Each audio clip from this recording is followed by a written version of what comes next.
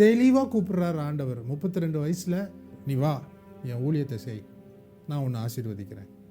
இயேசுவோடையே தான் இருக்கிறாங்க 3.5 வருஷமாக. ஆனாலும் ஒரு கேள்வி கேட்குறாரு, உங்களுக்கு எப்படிப்பட்ட ஆவி இருக்குது? வாட் ஸ்பிரிட் ஆரி? வெறும் தீமை மாத்திரம் ஒரு ஸ்பிரிட் செஞ்சுக்கிட்டு இருந்துச்சுன்னு வைங்களேன், நீங்கள் அடையாளம் கண்டுபிடிச்சிருவீங்க. அது நன்மையும் தீமையும் செய்யறதுனால தான் உங்களால் கண்டுபிடிக்க முடியலை.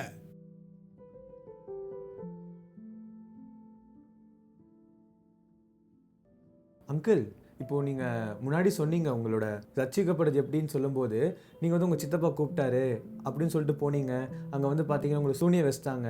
ஆனால் இப்போ இருக்கிற நிறைய பேர் மக்கள் பார்த்தீங்கன்னா இந்த சூனியம், இந்த பிசாசு, இந்த மந்திரம், சாபங்கள் அதெல்லாம் நம்ப மாட்றாங்க. நீங்கள் வந்து நிறைய எக்ஸ்பீரியன்ஸ் நீங்கள் கிராஸ் பண்ணி வந்திருப்பீங்களே, நீங்கள் நிறைய பேரை பார்த்துருப்பீங்க. அதை பற்றி சொல்லணும்னா நாளே பத்தாது, ஏன்னா நீங்கள் கண்டிப்பாக நிறையா பார்த்துருப்பீங்க. ஆனால் அதில் மேஜராக உங்களுக்கு சொல்லணும்னு தோன்றது, இது நான் பார்த்துருக்கேன் ஆனால் நான் இதை எப்படி சொல்கிறது, யாரும் நம்ப மாட்டாங்களே அப்படின்னு சொல்கிறத நீங்கள் இப்போ சொல்லலாம். எல்லா கேள்விகளுக்கும் ஒரு நல்ல பதில் ஒன்று வேணும் அப்படின்னா பைபிளுக்கு தான் போகணும். அப்போ நீங்கள் பைபிளில் பார்த்தீங்கன்னா இந்த மாதிரி ஒரு சம்பவம் நடக்குது. ஏசப்பா வந்து கடைசியாக போகிறாரு. நீங்கள் இஸ்ரேல் போயிருந்தீங்கன்னா உங்களுக்கு தெரியும், மேலேருந்து கீழே வரும்போது சமரியா வழியாக வந்தால் தான் ஷார்ட். ஆனால் இவங்க சமரியா வழியாக வந்து போகணுன்னு பார்க்குறாங்க. அந்த மக்கள் விட மாட்டுறாங்க. அதுக்கு யாக்கோபு யோவானும் கூட இருந்துக்கிட்டு அவங்களுக்கு கோவம் வந்துடுது. உடனே ஏசப்பா கிட்ட அவங்க வந்து கேட்குறாங்க, இப்போ நீங்கள் சொன்னீங்கன்னா எலியா இறக்குனது மாதிரி நாங்கள் வந்து அக்கினியை பரலோகத்துலேருந்து இறக்கிடுவோம் அப்படின்றாங்க. இது நீங்கள் லூக்கா 9:51 படிச்சிங்கன்னா நீங்கள் அதை பார்க்கலாம். இயேசுவோடையே தான் இருக்கிறாங்க 3.5 வருஷமாக. ஆனாலும் ஒரு கேள்வி கேட்குறாரு, உங்களுக்கு எப்படிப்பட்ட ஆவி இருக்குது? வாட் ஸ்பிரிட் ஆரி அப்படின்னு கேட்குறாரு. நான் நீங்கள் கேட்ட கேள்விக்கு பதில் சொல்லணும் அப்படின்னா, என்ன ஊழியம் செய்தாலுமே ஃபஸ்ட்டு ஸ்டெப்பு ஒரு மனுஷனுக்குள்ள என்ன ஆவி இருக்குன்னு கண்டுபிடிச்சாதான் அதுக்கு ஏற்ற மாதிரி ஆவியானவர் ஊழியம் செய்ய முடியும். அதை கண்டுபிடிக்கல, அதை நம்பலை, நான் ஒன்றும் பண்ண முடியாது. பிசாசுக்கு என்னன்னா, அவன் பூமியில் இல்லவே இல்லை அப்படின்னு மக்கள் நம்பணும்னு அவன் விரும்புகிறான். அப்போ தான் அவன் பூந்து விளையாடுவான். அவன் பூமியில் இல்லாமல் இருந்தால் ஏன் வந்து பவுலோ சரி பேதுருவோ சரி கர்ச்சிக்கிற சிங்கம் போல் சுற்றி திரிகிறான், யாரை விழுங்கலாம் என்று அப்படின்னு போட்டிருக்கு. பைபிள்லேயும் முதல் 2 சாப்டரில் தான் அவன் இல்லை, கடைசி 2 சாப்டரில் தான் இல்லை, இல்லையா? 20ஆம் அதிகாரம் வரைக்கும் வெளிப்படுத்தல அவனை போட்டு மூடுறாங்க. அதுக்கப்புறம் காக் மேகாக் வாரில் அவனை திருப்பி அவுத்து விடுறாங்க. அது வரைக்கும் அவன் வரான்ல, அவன் இல்லை அவன் இல்லை அவன் இல்லை அவன் இல்லை, இது நாங்களாம் நம்புறதில்ல, அதெல்லாம் நாங்கள் நம்ப மாட்டோம் அப்படின்னா நம்ம என்ன பண்ணுறது? ஒழுங்காக பைபிளில் தேடினீங்கன்னா பைபிளில் இருக்குது. நான் பைபிளில் இருக்கிறத நம்புகிற ஒரு ஊழியக்காரன், பைபிளில் இருக்கிறத பிரசங்கம் பண்ணுற ஒரு ஊழியக்காரன், சரியா? அதனால் நான் ஒன்று தான் நினைக்கிறது, இருக்கிறத சொல்லிட்டு போயிடுவோம். அப்புறம் போய் என்ன வெகுமதியோ ஆண்டவர்கிட்ட வாங்கிக்கலாம். இருக்கிறத சொல்லிடலாம். இப்படி சொன்னால் வரமாட்டாங்க, அப்படி சொன்னால் போயிடுவாங்க, இதெல்லாம் அனலைஸ் பண்ணுறதுக்கே நான் ஆண்டவர் அழைக்கல. நான் என் மூளை அறிவை யூஸ் பண்ணேன்னா நான் அப்படி தான் சிந்திப்பேன். ஆனால் நான் அப்படி சிந்திக்க போகிறதில்ல, அப்படி சிந்தித்ததும் கிடையாது, சரியா? கர்த்தர் அங்கே வசனத்தில் என்ன எழுதி வச்சிருக்கிறாரோ அதை சொல்லிட்டு போயிட்டே இருக்கணும். I hope I have answered your question. முக்கியமாக நீங்கள் சொன்ன மாதிரி ஒரு பர்சனுக்குள்ளே 2 ஆவியும் செயல்படும் அப்படின்னு சொன்னீங்க. அந்த பர்சன் வந்து எவ்வளோ ஸ்பிரிச்சுவலாக இருந்தாலும் ஈவில் ஸ்பிரிட்டால் அவனை யூஸ் பண்ண முடியுமா? உங்களுடைய லைஃப்பில் வந்து நிறையா பாஸ்டர்ஸை மீட் பண்ணியிருப்பீங்க, நிறையா சோகால் ஸ்பிரிச்சுவல் பீப்புளை மீட் பண்ணியிருப்பீங்க. அவங்களாம் ரொம்ப ஸ்பிரிச்சுவலாக காமிச்சிப்பாங்க. பட் ஆனால் உங்களால் ஈஸியாக ஸ்பாட் பண்ண முடியுது, இந்த மாதிரி இவனுக்குள்ளே இந்த ஆவி செயல்படுது, இந்த ஆவி செயல்படுது. அப்போது ஒரு மனுஷனுக்குள்ளே 2மே வேலை செய்யுமா?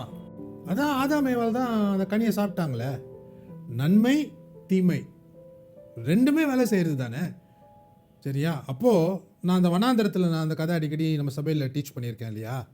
எந்த பாம்பு கொட்டுச்சோ மக்கள் செத்து போயிட்டாங்க. சில மக்கள் என்ன பண்ணுறாங்க, உயிரோடு இருக்கும்போது அதே பாம்பை சிலையை செஞ்சு வச்சு கும்பிட்றாங்க, ஹீலிங் கிடச்சிருது, இல்லையா? அந்த ஸ்பிரிட்டு தான் இது. வெறும் தீமை மாத்திரம் ஒரு ஸ்பிரிட் செஞ்சுக்கிட்டு இருந்துச்சுன்னு வைங்களேன், நீங்கள் அடையாளம் கண்டுபிடிச்சிருவீங்க. அது நன்மையும் தீமையும் செய்யறதுனால தான் உங்களால் கண்டுபிடிக்க முடியலை. இது என்ன ஆவி? இதை குறித்து நிறைய வெளிப்பாடு ஆண்டவர் எனக்கு கொடுத்துருக்கிறாரு. ஆனாலும் அதை பேசுகிறதுக்கு இப்போ எனக்கு டைம் இல்லை, ஏன்னா ஏசு கிறிஸ்து சீக்கிரம் வரப்போகிறாரு. ஆனால் ஒன்று மாத்திரம் ரொம்ப தெளிவாக நம்ம இருக்கணும், ஒரு மனுஷனுக்குள்ளே இது 2மே கிரியை செய்யும். அவன் நல்லதும் செய்வான், அவன் தீமையும் செய்வான். அதை நம்ம புரிஞ்சிக்கல அப்படின்னா நம்ம ஊழியமே ஆண்டவர் விரும்புகிற மாதிரி செய்ய முடியாது. பரிசுத்த ஆவியானவர் வரும் பொழுது, இயேசுவை நம்பி பரிசுத்த ஆவியானவர் நம்ம மேலே இறங்கும் பொழுது, அவரு தான் நம்மளை அந்த ஜீவ விருட்சத்தின் கனிகிட்ட நடத்துவார், அந்த மரத்துக்கிட்ட நடத்துவார் இல்லையா? ஸோ யாரெல்லாம், அதனால தான் பால் சொல்கிறாரு, இங்கிலீஷில் இப்படி தான் இருக்கும், they who are led by the spirit of God are the sons of God. பரிசுத்த ஆவியானவரால் நடத்தப்படுகிறவங்க மற்றும் தான் கர்த்தருடைய பிள்ளைகள். அதை தான் நம்ம கவனிக்கணும். ஆண்டவர் சொல்கிறாரா? நிறைய நேரத்தில் பார்த்தீங்கன்னா, நான் ஊழியத்துக்கு வரும்போதே நடந்த சம்பவம் சொல்கிறேன். குடும்பம் குடும்பம் குடும்பம் குடும்பம்னு சொல்லிட்டு குடும்பத்துக்கு பயப்பட ஆரம்பிச்சிடுறோமே. நான் குடும்பத்துக்கு பயப்படணுமா? நான் ஏசப்பாக்கு நான் பயப்படணுமா?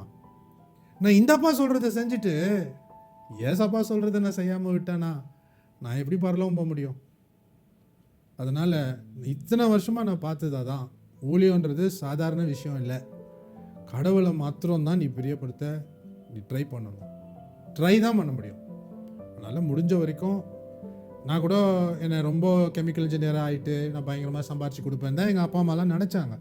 ஆனால் தெளிவாக கூப்பிட்றாரு ஆண்டவர். 32 வயசில் ஏசப்பா என்னை கூப்பிட்றாரு, நீ வா என் ஊழியத்தை செய், நான் உன்னை ஆசீர்வதிக்கிறேன். அப்போது நான் சொல்கிறேன் ஏசப்பா கிட்ட, ஆண்டவரே நான் வேலை செஞ்சுக்கிட்டே ஊழியம் செய்கிறேனே அப்படின்றேன். உனக்கு பைபிள் படிக்கிற வேலை, உனக்கு நான் இந்த பைபிளில் இருக்கிற அநேக பொக்கிஷங்களை நான் உனக்கு சொல்லிக் கொடுப்பேன், மறைந்திருக்கிற காரியங்களாம் நான் உனக்கு சொல்லித்தரேன், நீ பைபிள் படி. அப்படி தான் என் ஊழியமே ஆரம்பிச்சது. ஸோ உங்கள் கேள்விக்கு knowledge of good and evil அது வந்து ஏற்கனவே புசிச்சாச்சு, எல்லாருக்குள்ளேயும் அதுதான் செயல்படுது. அதனால் அதை பற்றி பேசணுன்னா பெரிய சப்ஜெக்ட் நிறையா. ஜெனசிஸ் 1லயே evening and day evening and day evening and day 6 டேஸ்க்கு வந்துட்டுருக்கு இல்லையா? 1 day is equal to 1000 years. So 6000 வருஷத்துக்கு என்ன நடக்குது? நன்மையும் தீமையும் தான் நடக்குது. கடைசி 1000 வருஷம் சாபத் டே, அந்த ஒரு நாள் is equal to 1000 years. 1 day is 1000 years. 2 Peter 3:8 இருக்குது. அப்போ அந்த 1000 years இஸ்ரேலில் இருக்கிற ஆட்சி இது மட்டும்தான் வெறும் வெளிச்சம், இருள் இல்லை. அதுக்கு தான் ஆண்டவர் என்ன பண்ணுறாரு? பிசாசை கட்டிடுறாரு. இந்த 1000 வருஷம் நீ தொல்லை பண்ணாத, வெறும் நன்மை தான், தீமையே கிடையாது அப்படின்ட்டு பேசுகிறாரு. அதனால் 2 ஆவியும் கிரியை செய்கிறத நான் பார்த்துக்கிட்டு இருக்கிறேன். அதனால் அதில் டவுட்டு எதாவது இருக்கான்லாம் டவுட்டே இல்லை. 32 வருஷம் ஊழியம் பண்ணிட்டேன். வெஸ்டர்ன் தியாலஜியெல்லாம் பார்த்தீங்கன்னா, நீங்கள் வெளிநாட்டெலாம் போயிட்டு வந்தீங்கன்னா, ஹோலி ஸ்பிரிட் எனக்கு வந்துட்டா அவ்வளோதான், நான் ஃபுல்லாக ஹோலி ஸ்பிரிட் தான், அதுக்கப்புறம் ஈவில் ஸ்பிரிட்டுக்கு இடமே இல்லை. இப்போ எனக்கு மந்திரம் பண்ணாங்கன்னு நான் சொன்னேன் இல்லையா ஸ்டார்டிங்கில், என் சரீரத்தில் தானே எனக்கு பாடு, என் ஆத்மாவில் தானே எனக்கு பாடு, என் ஆவி பக்காவாக இருக்க, என் ஆவியை தொடம்பிடலையா பிசாசுனால, என் ஆவியில் தானே ஆவியானவர் உட்காந்துருக்காரு, அவர் எனக்கு எவ்வளோ விஷயம் சொல்லி தராரு. ஆனால் இதை யாருமே ஒத்துக்க மாட்டாங்க. நான் தெளிவாக சொல்லிடுறேன், ஹோலி ஸ்பிரிட் எனக்கு கிடச்சிட்டா எப்பா இனிமேல் என்னை ஈவில் ஸ்பிரிட்டு தாக்கவே தாக்காது அப்படின்னு தான் இன்றைக்கி டீச்சிங் போயிடுச்சு.